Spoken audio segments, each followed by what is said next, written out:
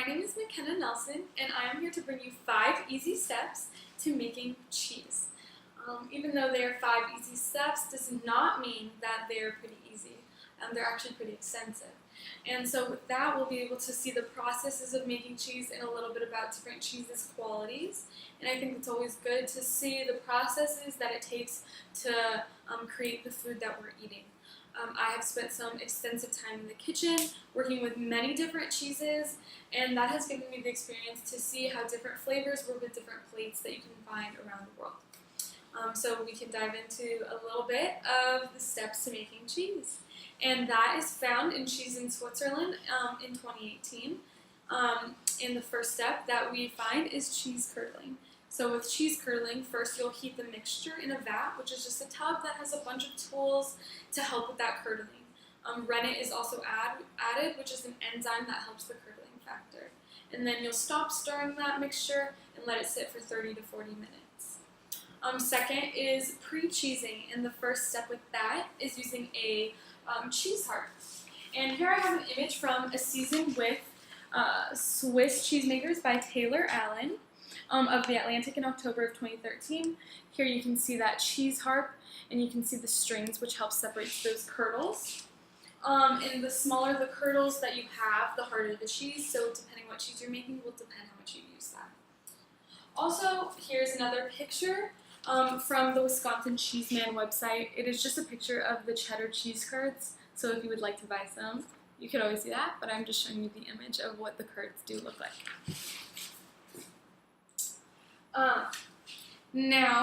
Also in this step is when dairy butter is made. So if you did want to make butter, you would centrifuge this mixture, and then you would then take other steps most likely, but for the cheese you would just use vinegar instead of whey. The third step is then heating and a saline bath. So the heating, you will just heat again at 57 degrees Celsius, and that's at the most. Again, depending what cheese you're making would depend on the temperature. And with the saline bath, you'll stick that in the saline bath for 30 minutes to 2 days, again depending on which cheese. But that just brings out the saltier taste in the cheese, and it loses the moisture, so that makes the cheese a little bit harder. The fourth step we have is fermenting and ripening, and with the fermenting, that's when the cheese holes are formed, and that's from carbon dioxide gas. And with the ripening, the more ripe of the cheese, the easier it is to digest. And then the fifth and final process is quality checking, and this is when you check the cheese very intricately for taste, appearance, the holes, and the aroma. So those all go into determining whether the cheese will be put up for sale or not. And when these cheese are ripening, they're ripening in the shape of this cheese drum, also found in Cheese in Switzerland of 2018. They just come in these shapes. Again, it depends on what type of cheese you're making, but it is very common to find it in these shapes. So now that we've covered the 5 steps to making cheese, there's a couple cheeses I'd like to cover with everybody else. There are a couple of my favorites, and the first is the queen of all cheeses, which is Brie.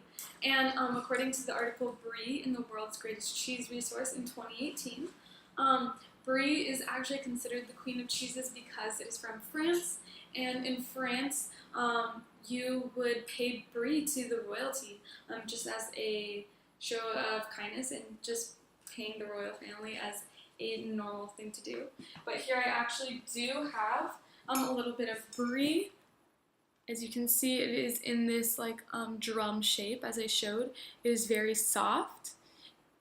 You can't smell it, but it is very aromatic and it is very delicious. It is molded in that for about 18 hours and then takes 4 weeks to.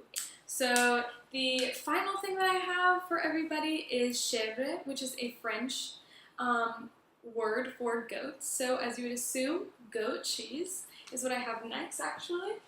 It is a very soft cheese. You can see I can squish it. It comes in very many different shapes. It is very creamy to the touch, but it is very tangy to the taste, and it makes a little pizzazz to every little meal. I really enjoy putting it on pizzas and mixing it into pastas. This milk is also it takes 4 months to age it, but the time to get the milk from the goats is a very limited time. It is from mid-March to October, so the cheese can sometimes be a little limiting. So this final fact about goat cheese is that it's actually a little bit easier to digest than cow's milk cheese.